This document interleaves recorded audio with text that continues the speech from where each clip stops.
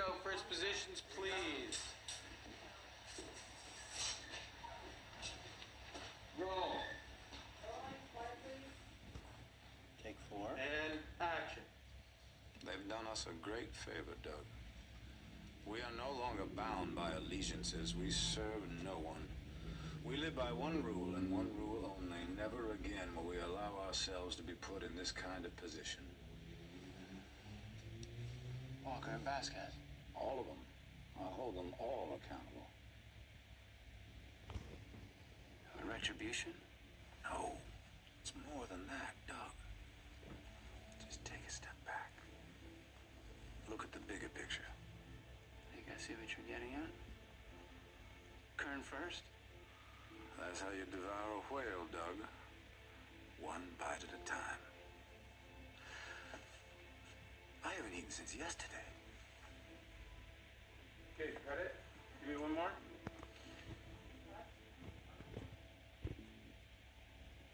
Josh Donnan told me about the show and sent the DVDs of the British show and called me and said, you should take a look at this. This is pretty diabolical.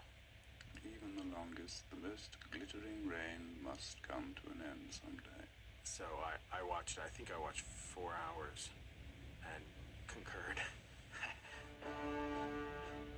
I have hopes of high office, I must confess, and have been promised as much by the man himself.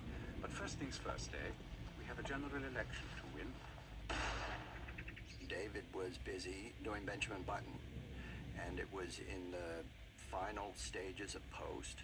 He was just buried, and so he sat on it, and then it went to Eric, and Eric loved it, and that's all David needed to hear. I'd seen House of Cards because I remember very well Ian Richardson breaking the line and talking to the camera, you know. And I said, this is spectacular, you know, and I watched all the episodes and I called him back and saying, this is great, you know, it's a great way to do, and it was, you know, sort of a obvious possibility of transferring to American politics. The British version was much shorter, the 4 one-hour episodes, but it was extraordinary, the impact that it made. The first episode, which was all about getting rid of a prime minister, appeared in the very week that Margaret Thatcher was forced out of office. I mean, there was a national crisis going on, and you're not only seeing it on the news screens, but you're also seeing it on the drama screens, and through the drama, understanding what was going on. Of course, I watched the original one when it was on in, I think, 1990 or round about then. It was on in England, and everyone was gripped by it. It was a phenomenal sort of brave piece of television making. John Major, who then was, who became Prime Minister after Margaret Thatcher, and who therefore went campaigning to become Prime Minister after that, said that his entire campaign came grinding to a halt at 9 o'clock every Sunday evening, while they all got round the television to find out what happened next. I think that you should be Prime Minister. You're twice the man Collingridge is, or ever will be. Well, yes, my wife is very loyal. A politician needs a wife, and other people too, regrettably. A man of state needs helpers, little elves and sprites to do his bidding. We asked agencies to send scripts. We had talked about at one point getting somebody who had maybe not even written, maybe somebody from politics or a journalist, or, you know. And Bo had written this play, Farragut North, which we all liked very much. And we knew they were translating it to movies with the George Clooney, Grant Heslov, Ides of March. I looked at the British miniseries, fell in love with it, immediately began to see opportunities for how we could update it, make it American, make it our own. We met with Bo, and Bo has a kind of bizarre fascination with Washington and with political goings-on. A lot of the things that he said I felt were really smart, and it didn't make the storytelling easier. You know, it wasn't like you could go, okay, here are the guys with the black hats and here are the guys with the white hats. I said to David and Eric and Josh, look, I think we have an opportunity here to take some of the archetypes and some of the big story points of this miniseries and really own it and deepen it and broaden the scope and make it poignant to what's going on now. And that's exactly what they were all looking to do. If you look at the original British series, it was hugely popular. It delved into the darker recesses of what people will do in order to achieve power or retain power.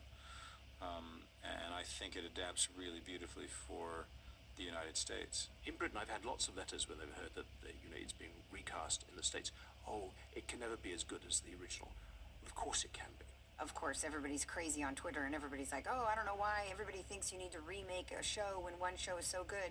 And I just kind of shut them all up by saying, we're not remaking it. We're doing our own version of it, and ours will be nothing like you've ever seen. So, you know what? Shove it up your ass. That's what I say. There's a moment where you have to let that source material go and not feel like you're beholden to it, and really treat it as though you are creating a story from scratch. And I think in a lot of ways we did. It veered away from the British series very early. The pilot is relatively similar. And I'd say the second episode draws from the British series. But the British series, the first book is only 4 parts.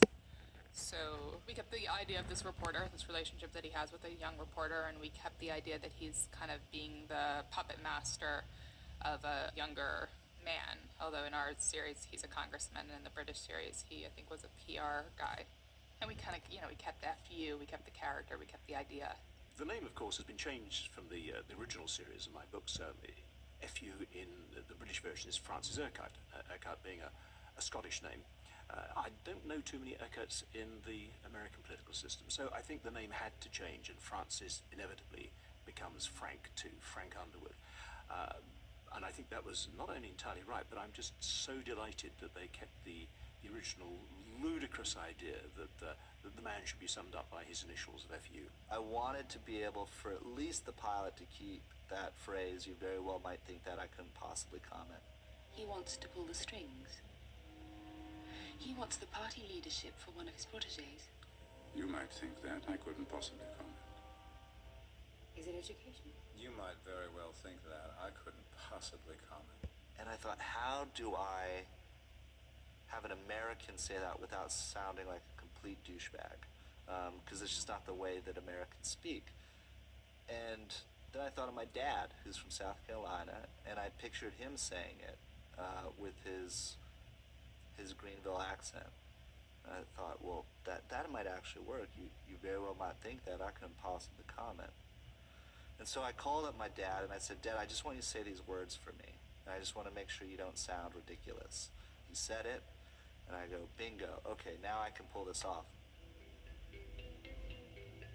From the moment that the first script was finished, we started talking about Kevin.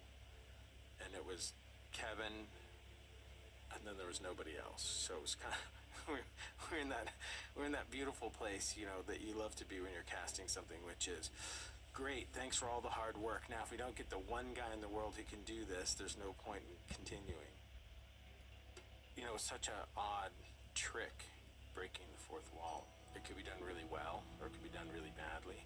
It's one of those things, if you don't get the right guy, you are well and truly fucked. There was no backup.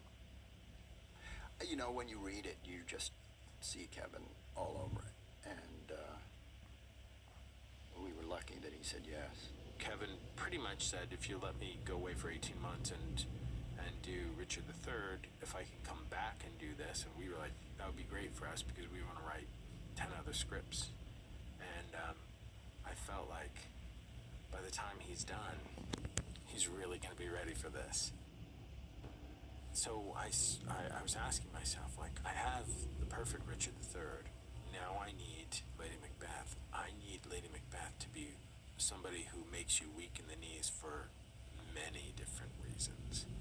And, the top of our list was Robin Wright. And I sat with Robin and